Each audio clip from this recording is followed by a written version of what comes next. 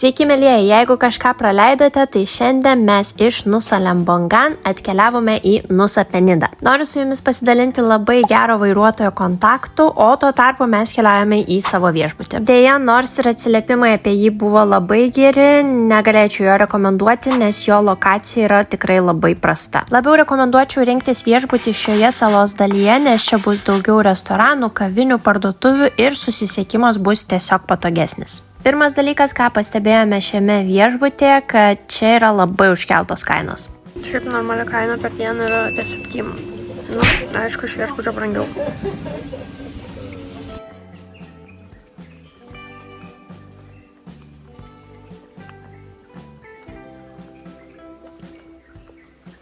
Nors ir viešbučio aplinka buvo tikrai labai graži, pats namelis šaukėsi remonto, nes vien šitos duris mums buvo užstrigusios nežinia kiek kartų. Už vieną nakvynę šiame viešbutyje mes mokėjome 60 eurų ir į tai buvo įtraukti ir pusryčiai.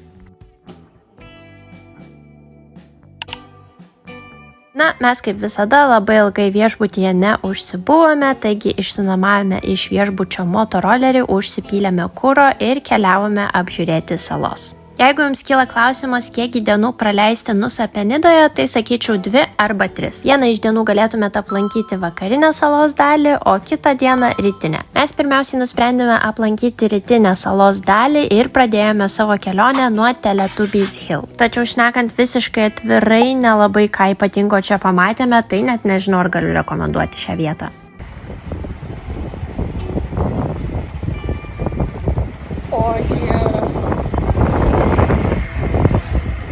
Po trumpos pertraukėlės keliavome į dar vieną labai gerai žinomą vietą, kuri buvo išpopuliarinta influencerių būtent dėl gražių nuotraukų šalia namelio medyje. Gan juokinga, bet gal prieš kelis metus ši vieta buvo visiškai nemokama, tuo tarpu dabar tu moki ne tik už įėjimą į parką, bet dar ir už kiekvieną nusifotografavimą prie šių įvairių būdelių. Pavyzdžiui, čia nuotrauka šalia tokios nuostabios širdutės jums gali kainuoti 50 centų, o kitur gal net ir brangiau. Na, aš kadangi tiesiog norėjau pasigrožėti vaizdais, tai radau vietą, kur tai galima padaryti nemokamai. Čia atvarėme šitanai, leidomės čia, dabar laukiam.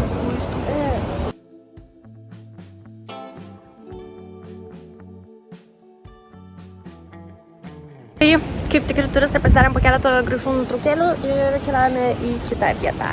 Čia žymus namelis. Šitas jau nemokamas, nes jau tragiškai atrodo. Lipame gal. Čia smagiam už šeimą, eurą gal. Tualetai, jeigu nori, reikia mokėti. Už vieną nuotrauką reikia mokėti. Už iš esmės visą kitą reikia mokėti. Turistynas.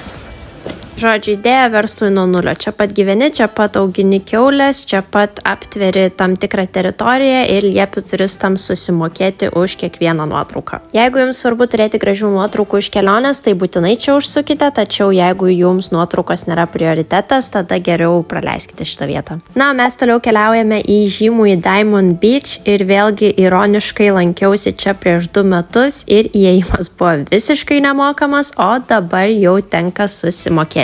Dar vienas pasikeitimas, kad nuo šiol Diamond Beach maudytis yra griežtai draudžiama, nes čia labai dažnai nuskęsta žmonės. Taip pat naujai pastatytas ir ziplinas, bet kaip tik prieš kelias savaitės mačiau video, kaip jo viduryje buvo užstrigęs žmogus. Tiesą pasakius, prieš 2 metus man čia patiko žymiai labiau. Nebuvo nei ziplino, nei supynių, nei kažkokių kitų atrakcijų. Tačiau, kadangi norima pritraukti vis daugiau turistų, aš manau, kad su kiekvienais metais įėjimo kaina brangs ir su kiekvienais metais vis daugės visokių naujų atrakcijų. Man tai atrodo labai gaila, nes visos šitos salos siekiant patenkinti turistų poreikius labai stipriai ir praranda savo natūralumą.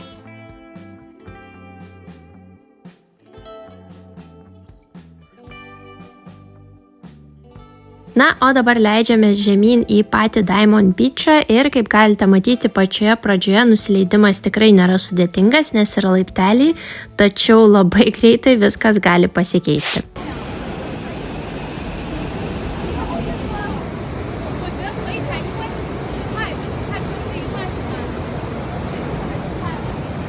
Tiesiog praverstų žinoti, kad tam tikroje atkarpoje laipteliai baigėsi ir reikia tiesiog kopti uolą.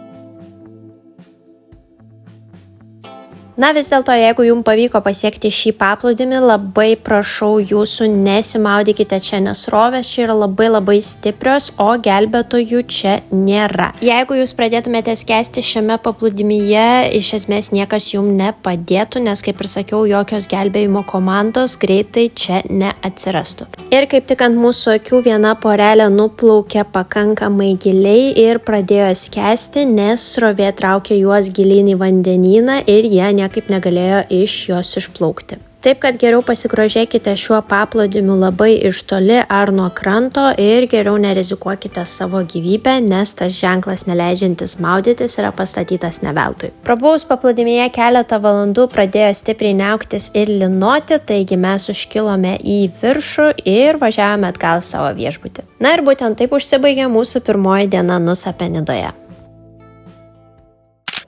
Antra diena Nusa Penidoje nebuvo pagal planą, nes todėl, kad dar ryte pajaučiau, kaip man kyla temperatūra ir blogėja savijauta. Tai iš dalies viskas labai primena dengės karštligę, ko aš labiausiai bijau, nes tai reiškia, kad tai išmes apie 10 dienų iš mano kelionės. Bet aš labai tikiuosi, kad tai ne tai, nes kol kas temperatūra dar maža. Tai reikia šiek tiek gal palaukti vakaro ir tada gal ryt, gal šiandien vakare keliauti ir pasidaryti kraujo tyrimą.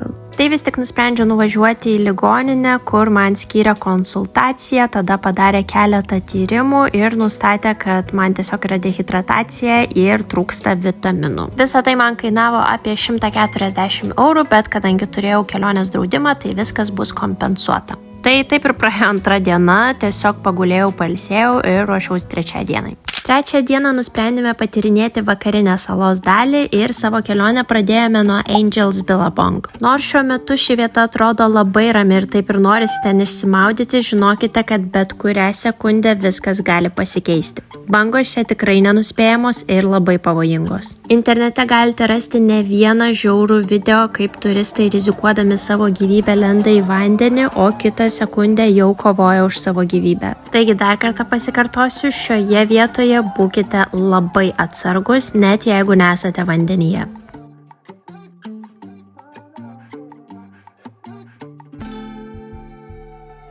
Taip pat tik noriu priminti, kad video aprašyme galite rasti seilį nuorodą, su kuria visą laiką gausite mano nuolaidą internetui užsienyje. Jau ką Nusa Penida turi, tai tikrai gražius paplūdimius, tik juose dėja negalima maudytis, bet vaizdai nuo jų, būtent tos uolos, tiesiog wow.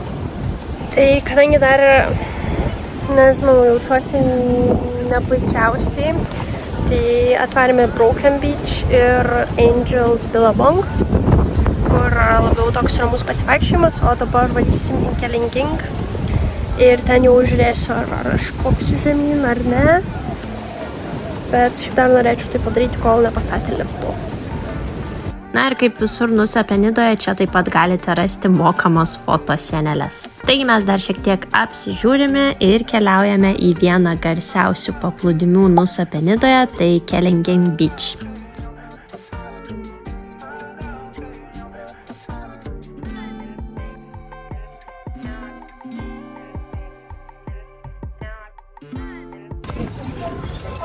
Sumokat už parkingą keletą centų ir varom toliau.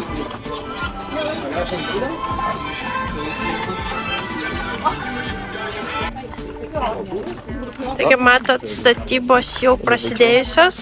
Tai statybos turėtų užsibaigti šiais metais, bet kol kas atrodo, kad pati pradžia statybų. Tai nežinau, bet džiaugiuosi, kad dar pamatysiu prieš šitą kvailą liftą.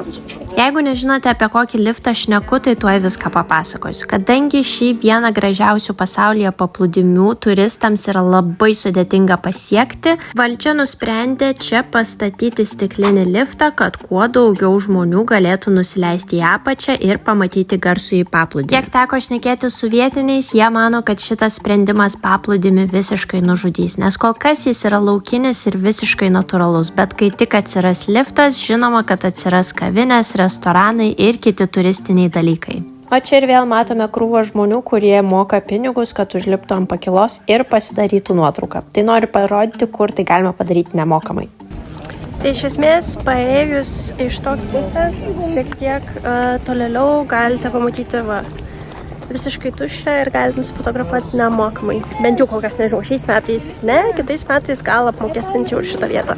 O čia praėjus pro eskalatorių, čia visur yra nemokama. Ir vaizdas geras. Na, o kol jūs mėgaujatės vaizdais, aš tik noriu priminti, kad jeigu netyčia planuojate savo balio kelionę ir jums reikia pagalbos, tai manau, kad jums tikrai padėtų mano sukurtas skaitmeninis balio kelionės gidas. Jame rasite visą informaciją apie viešbučius, transportą, lankytinas vietas, populiariausias salas ir kitą reikiamą informaciją. Nuorodą į balio gidą ir žemėlapį galėsite rasti video aprašyme. Na, o mes pradedame savo sudėtingai nusileidimą. Kaip galite matyti, laiptelių čia nėra, taigi pasirūpinkite, kad neliptumėte čia su sandalais ar tapkėmis. Nežinau, kaip man pavyks tai parodyti jums video, bet iš esmės mes leidžiamės beveik 90 laipsnių kampu išmintu takeliu uoloje. Praėjimai čia tikrai labai siauri, tad kartais norint prasilenkti, teks pastoviniuoti eilėje. Taip pat ne visur rasite turėklus ir kartais teks griebtis šakelės ar virvės gabalo.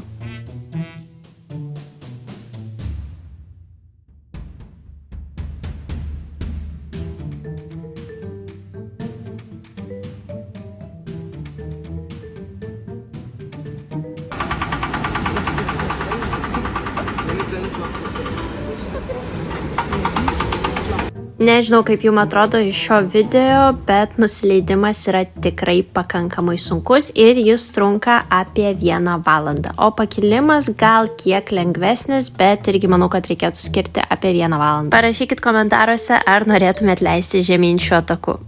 Be galo, bet aš tikiuosi, kad pasiekiau šitą paplūdimį vis dar natūraliai.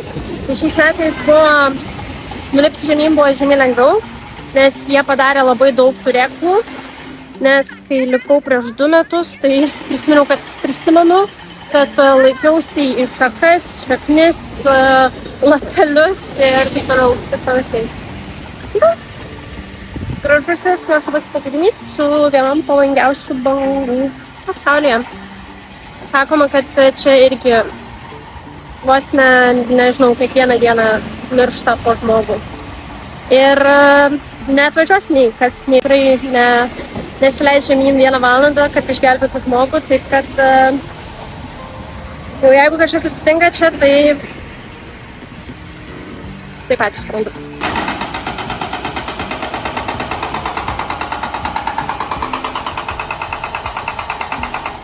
Labai gaila, tačiau ne visai pavyko pasimėgauti ramybę šiame paplūdimyje, nes kraštas nenutilo visiškai nei vienai minutei.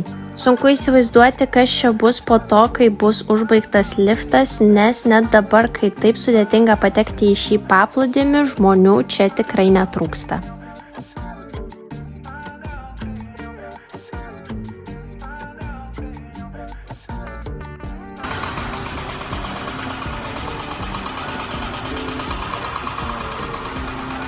Nekankinsiu jūsų ir nutildysiu garsą, bet tik norėjau, kad įsivaizduotumėt, kaip atrodė tas pabuvimas paplūdimyje, kai šalia yra statomas liftas. Kad ir kaip bebūtų, man šis paplūdimys vis tiek yra vienas gražiausių paplūdimių, kokiuose tik esu buvusi, ir čia tikrai verta praleisti gerą pusdienį.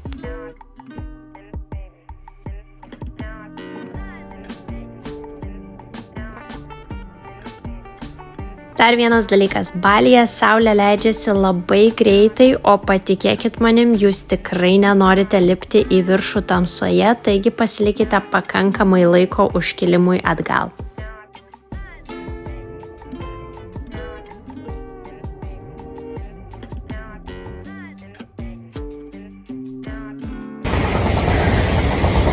taigi čia lengvai. Vienas dar viskas.